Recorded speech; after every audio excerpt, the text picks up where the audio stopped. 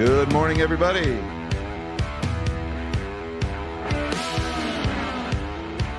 Happy Wednesday, all you magnificent melon heads out there. I hope you guys are well. Today is Wednesday, August 2nd, 2023. Happy Credit Downgrade Day, everybody.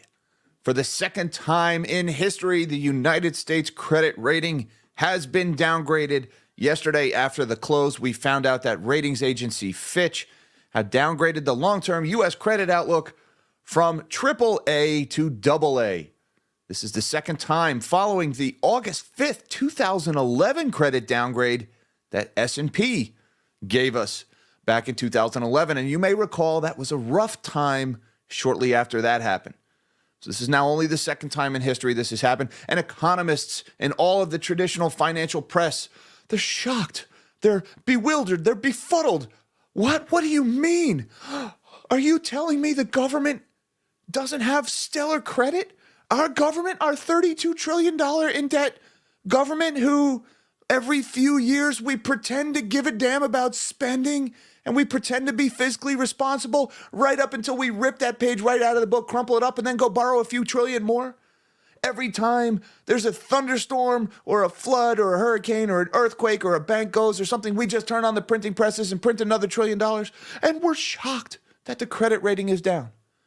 Janet Yellen can't believe it. She's shocked. She's calling it arbitrary. Mohamed El-Erian is confused about the timing. Larry Summers says our economy is so strong. How could we be downgraded? Who are they kidding? Guys, you know what this was? This was an intervention from Fitch. Fitch got together in a room and they invited Janet Yellen over.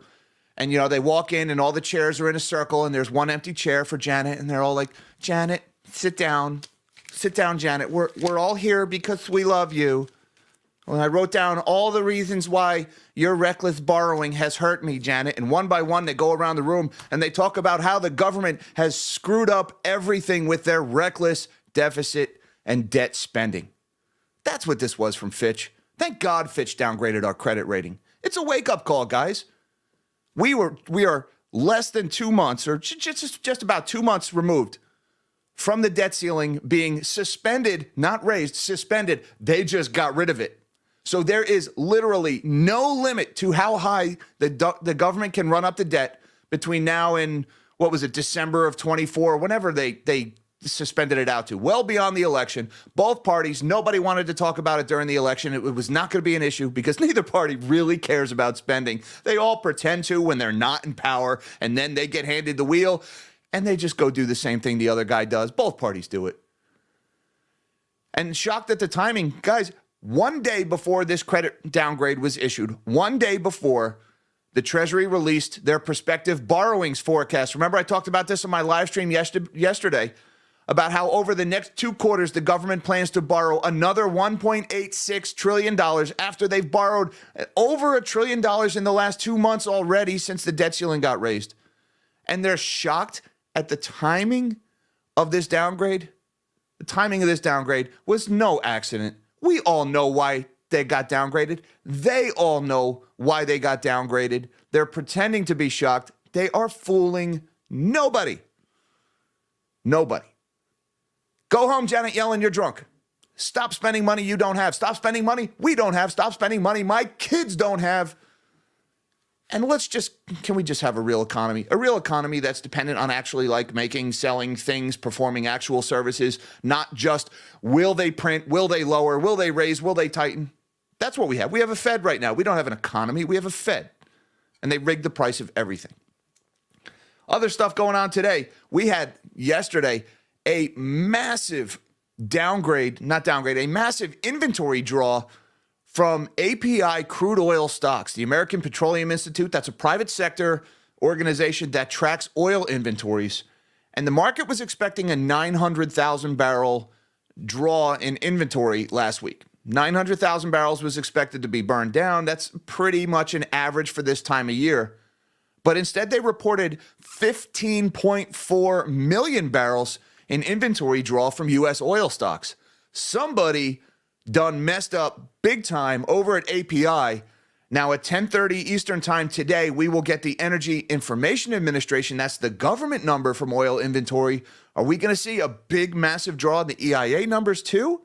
Let's do a little bit of tinfoil hatting. Did they lie about the oil inventory to suppress gas prices during peak driving season for political reasons? And now that summer's mostly over or halfway over, depressing as that is, now they're just going to be like, oh, sorry, it turns out we've actually been using millions of barrels more.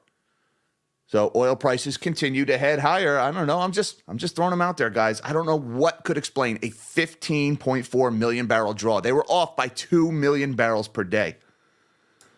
We also got ADP private payrolls this morning. Another big jobs gain, although down big from last month. I believe it was over 300,000 jobs added again. Shocker, 200,000 of them were once again in the low-paying leisure and hospitality category. Now, ADP private payrolls were way off last month. They reported almost 500,000 gains last month, and then it came in actually closer to 200,000 when the Bureau of Labor Statistics reported theirs. So we'll see what goes on in the jobs number. And with that, let's shrink my big melon of a head. And while we're shrinking my big melon of a head, won't you guys please upgrade the credit rating of that like button for the YouTube algorithm? It really does help me out when you hit that big thumbs up. And check out the CNN Fear Greed Index. It looks like Fitch has put the fear back into the markets, or at least they chopped off a little bit of that greed. They broke the streak. We were over 70 for near 2 months in extreme greed territory. Big shocker this morning, big downgrade in the Fear Greed Index to 58. Now, we're still a greed-driven market, but boy, did that Fitch rating, that really jarred something loose, didn't it? Let's see what's going on in markets. We've got the S&P taking a step down this morning, down 40 points or 0.88% at 4,536. We have got the Dow is down 164 or 0.46%, 35,466 on the Dow. And the NASDAQ leading away lower. Check out the NASDAQ, 189, 191 to the negative, down 1.34%, 14,092 for the NASDAQ. So stocks are not liking this downgrade. By the way, guys, I believe it was the 10th largest sell-off in stock market history was Black Monday 2011. Not 87 is the more famous Black Monday, but Black Monday 2011, the day after the S&P downgrade, on August 5th of 2011, the next opening on Monday, August 8th, 2011, was the 10th largest sell-off in stock market history. Obscure data point, but case in point, markets don't like U.S. credit downgrades. That's 2 data points now that we have. Markets don't like it.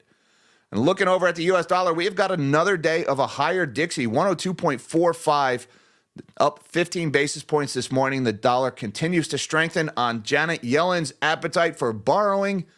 And looking over at the bond market, we've got yields are moving higher today.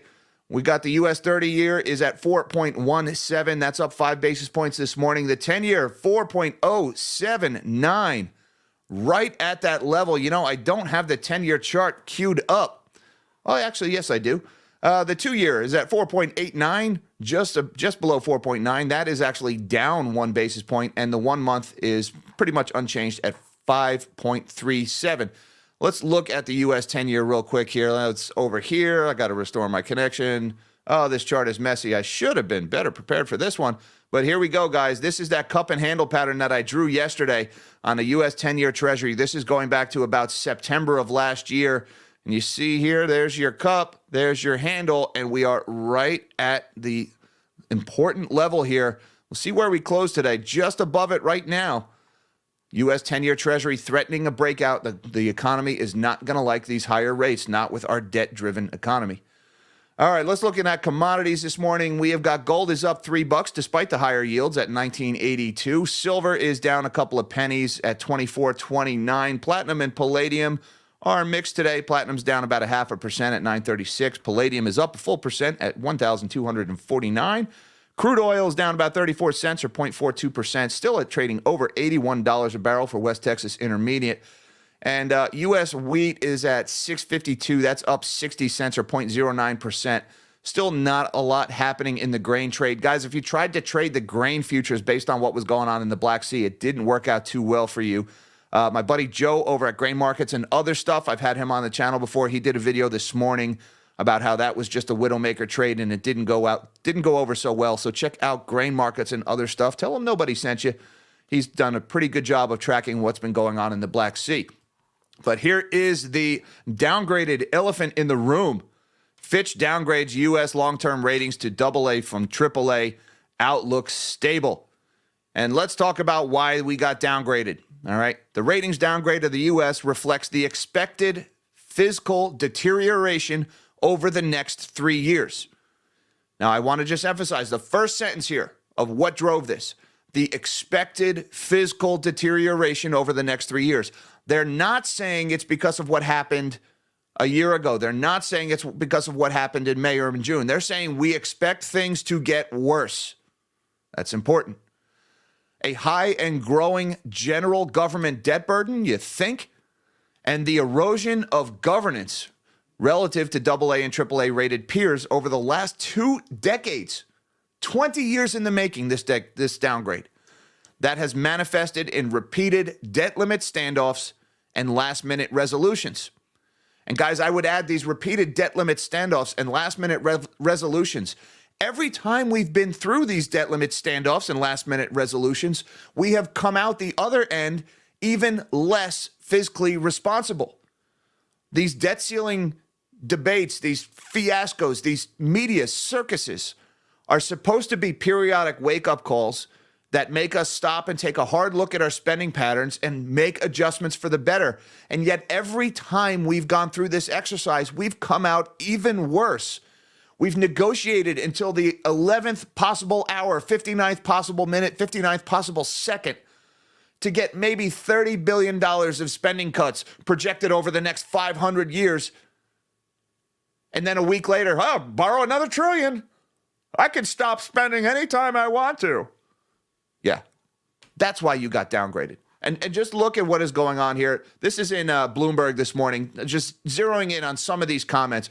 Pushing back hours before her department is set to ramp up its borrowing to plug a ballooning budget deficit, Treasury Secretary Janet Yellen called the downgrade arbitrary and outdated. Arbitrary? It doesn't feel very arbitrary to me. The stock market doesn't think it's arbitrary. The economy has recently shown signs of resilience, and the debt limit was ultimately lifted, she noted. Yeah, Janet, that's the problem. And no, it wasn't lifted. It was thrown out. It was suspended. You don't have a debt limit. That's why Fitch had to smack you with a downgrade. Because you're borrowing like crazy because there is no limit to your borrowing and you're acting like it. Mohamed El-Erian, the chief economic advisor at Alliance and Bloomberg's opinion columnist, he said he was puzzled by the announcement's timing and predicted it wouldn't carry much sway over investors. Ask the NASDAQ how much sway over investors it's having at the moment. But puzzled by the timing, Mohamed? You're kidding, right? What happened 1 day ago? Or 2 days ago? This was yesterday. What happened the day before this downgrade was issued? Oh, that's right. Treasury announces marketable borrowing estimates. July 31st, 1 day before the downgrade on August 1st, when they said that from July to September, we're going to borrow another $1.007 trillion. This is after the $1.5 trillion they've borrowed since the debt limit was suspended. And then they said, oh, and by the way, from October to December, we're going to borrow another $852 billion. Watch that number only go up between now and October. There's no surprise at the timing here.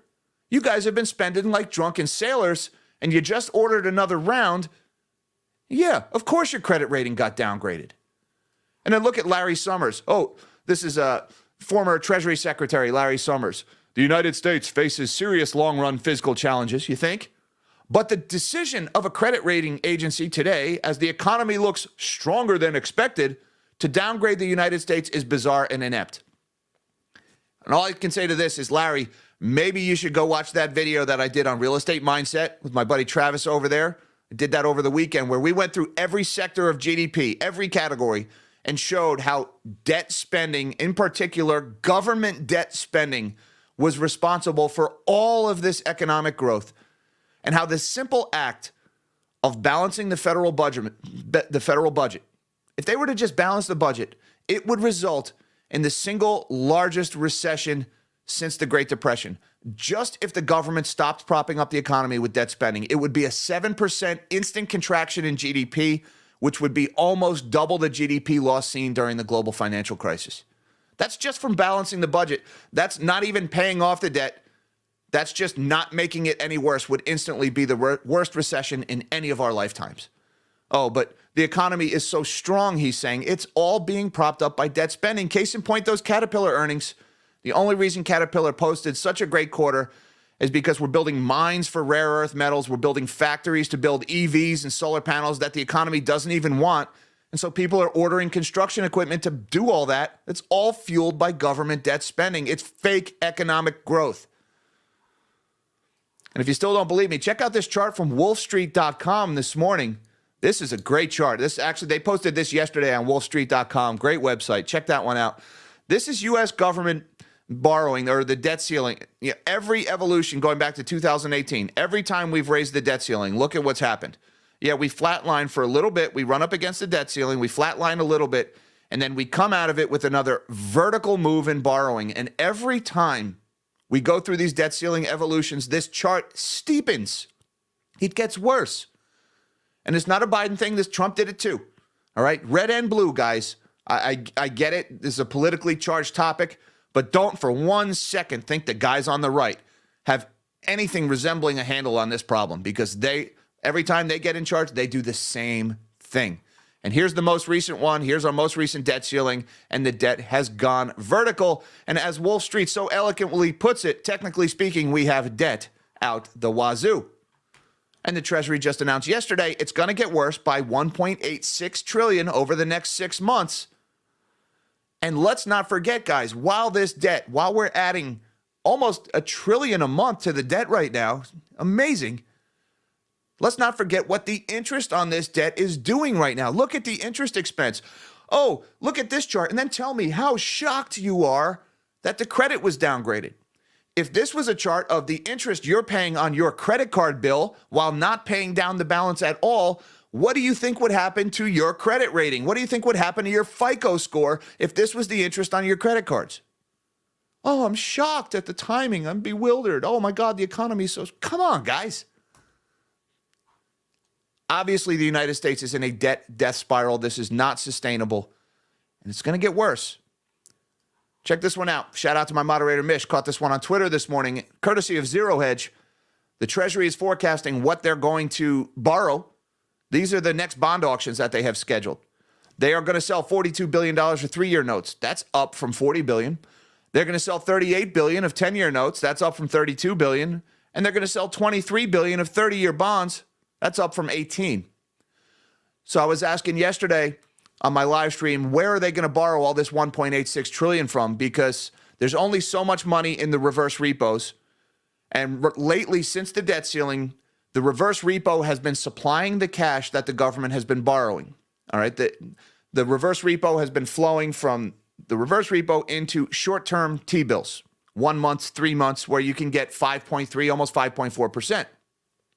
So, yeah, that the government can borrow on the short end of the curve without draining liquidity from the markets and causing interest rates to skyrocket. But that's also very expensive debt. Case in point, the chart of the interest expense on the government going up. Well, as the government has been borrowing from the short end of the yield curve, 1 month and 3 month treasuries, it's sending the interest expense vertical. But if they try to borrow from the long end of the yield curve, like they're telling us here is what they're going to do, borrow 3-year, 10-year, and 30 years, well, reverse repo money is not going to flow from reverse repo into 10-year treasuries. It doesn't work like that. Reverse repos are very liquid. It's overnight money. So they'll park it in a 1 month treasury to get 5.4% versus overnight, but they're not going to park it in a 10-year versus overnight. So reverse repo cash will not be there to support bond market liquidity if they're going to sell into the 10 years and the 30 years and the 3 years. That means interest rates on the long end of the curve are going to start rising. And keep in mind, guys, the long end of the curve, that's mortgages, that's car payments, that's credit cards. That 10-year treasury is the benchmark that all the other interest rates our economy are based on. So now that the government is going to plan to start borrowing from the long end, taking us towards a liquidity event, a credit event, some accident in the bond market that to use the cliche term, that breaks something. All right, let's look at some of this other economic data that just came in today. Here's the big oil shock, guys. U.S. API crude oil stocks change just came in yesterday. Stocks of crude oil in the U.S. fell by 15.4 million barrels in the week that ended July 28th. The biggest weekly draw, they're saying since 2012, but as far as I can see on the chart, it's the biggest weekly draw ever. That's following a 1.3 million barrel increase in the previous week and expectations of a 900,000 barrel fall. Look at this, guys. That is a big draw in inventory that came out of nowhere. They were expecting a number closer to this, and they got this. And look, if we zoom out here, look at this. Go all the way back 25 years. Go back as old as the data is. That was the biggest inventory draw in API crude ever on this chart. It has never been this low. Somebody collecting oil data messed up big time. I don't know if the EIA number coming out at 10:30 Eastern time is going to support this or not, but something stinks here, guys. Something stinks in the oil market. A 15.4 million barrel draw. That is unheard of. And oil prices, well, they're heading lower right now, probably on the shock of the downgrade. And this is worries about economic collapse. But oil prices have been moving higher in a big way lately. And they are coming up on this 83 and a half price that was resistance last time. So keep an eye on oil prices. Also going on yesterday came out was the JOLTS report, job openings and labor transitions or labor turnover. I forget what the T stand for, but JOLTS, the job market jolt. The number of job openings fell by 34,000 for the month of June to 9.582 million. That is the lowest level since April of 2021. So a softening in the labor market is here. That's below the consensus of 9.61 million, suggesting the labor market may be cooling off. Openings decreased in transportation, warehousing, utilities, state and local government, education, federal government, but there was a slight increase in healthcare and social assistance, state and local government, excluding education. And in terms of regional distribution, job openings declined in the Midwest and the South, but rose in the West and the Northeast. Now, here is your job openings data, and you can see, we were 11 million job openings a month back, just as early as last year, now down to 9.5. So there's definitely a softening developing in the labor market. We also saw that in the quits number. This is U.S. job quits, number of people leaving their job. It decreased by 295,000 from the previous month to 3.772 million in June. So that's a big decline. This is the Great Resignation coming to an end, guys. Let's look at like a 5-year chart here. This is the number of people a month quitting their job. And you can see, obviously, during the pandemic, the number went way high. It was over 4 million for more than a year, people quitting their job. That was the Great Resignation. Now you can see a pretty sustained trend downward here, starting right around the time the Federal Reserve started raising interest rates. Isn't it amazing how the Fed controls virtually every corner of the economy? As soon as they start raising interest rates, we see the numbers start to come down, lower lows, lower highs for better part of a year and a half. We also got the ADP, that's the Automatic Data Processing, Inc. employment change, private sector job numbers. And the U.S. hired 324,000 workers in July. That's following a downwardly revised 455,000 increase from last month. Now, guys, I just want to remind you that last month, first they reported it was almost 500,000. And then the private sector payrolls or the non-farm payrolls from the government came in at just over 200,000. So there was a big disconnect last month between ADP and was it the Census Bureau or the BLS puts out the jobs number? I forget. But case in point, don't put too much stock in this ADP number. It's not the most reliable number, but it is an indicator of the trend. A big decline versus last month, though. Another indicator of softening conditions in the job market. Also notable, the service sector provided 303,000 jobs, led by 201,000 jobs in leisure and hospitality. Once again, that low-wage leisure and hospitality category continues to drive the job growth. Those are low-paying numbers, low-paying jobs, low-wage jobs, so not a sign of economic prosperity there. And last but not least, guys, yesterday we got the ISM Manufacturing PMI. That edged slightly higher to 46.4, but that is still deeply in contraction. So the contraction in manufacturing in the U.S. continues. Any reading below 50 is contraction in manufacturing activity. We got a slightly smaller contraction last month, but still very low. And we have been in contraction and heading lower. I mean, it's showing signs of slowing. this decline. But once again, guys, since November of 2021, which is when the taper started, this number has been in decline. Again, the Fed has their fingerprints all over this. Here it is, Federal Reserve and interest rates, and it affects how much stuff is getting manufactured at a factory. The Fed fingerprints are all over this economy. And I have a thank you I have to send to Mr. Henry Rifle Owner PA. Thank you, Henry Rifle Owner PA. Would that be a repeating rifle, I wonder, Henry? He says, Jack, can I have a money printer in my basement? I'll allow it, Henry. If J-Pow can go burr, then why can't Hank? Sure, everybody gets a money printer. We can all make as much money as we need in the basement. Just imagine the stimulative effect on the economy if we can all just handle our own QE. We're going to crowdsource monetary policy. That's what we're going to do, guys. And don't worry, I promise to exercise restraint in my own money printing. I'll print just as much as I need and not a penny more. And I'm sure Henry Rifle Owner PA will do the same. That is a swell idea, Henry. You should run the Federal Reserve, my good man. Thank you for your generosity, the support of the channel. I appreciate that very much. And thank you very much to my man Steve Woitis is back in the Super Chat today. Thank you, Steve. Could this credit downgrade be orchestrated to cause the soft landing, seeing as markets are way over their skis? Ooh, orchestrated. Steve, that sounds a little tinfoil hatty. I don't know, man, those conspiracy theories. Was it orchestrated? No, I don't think orchestrated. I'd stop short of that. I think somebody had to say something. All right, when that $1.86 trillion number came out on, was it Monday? Yeah, it was Monday. No, I'm sorry. It was Sunday they released it. It was the day before. When that number came out, somebody had to do something. I mean, you know, we're watching the government is in this self-destructive behavior, much the same way a drug addict is destroying his or herself. Someone's got to step in. You have to shock the system and say, you need to stop or you're not going to make it. And the U.S. is in a downward death spiral because of borrowing. As our interest rates climb and the amount we're borrowing climbs, the problem is getting worse and it's becoming self-sustaining.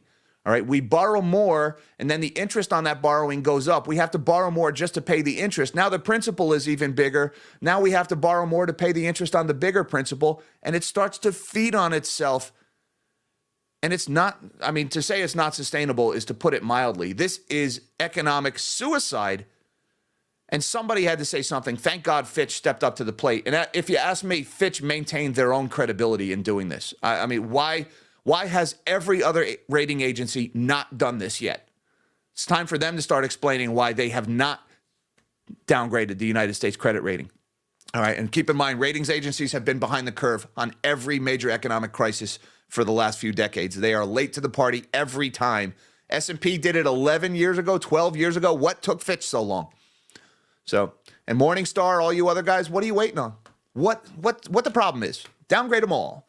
Thank you, Steve, very much for the Super Chat, the support of the channel, guys. Thank you, everybody. Looking forward to talking to my Patreon supporters at 4 o'clock this afternoon. That is Eastern time for our weekly Zoom get-together. Link down below should you feel so inclined. All right, guys, I will be back. Hi, Mom. Hi, Dad. I love you guys. Till next time, live small and dream big.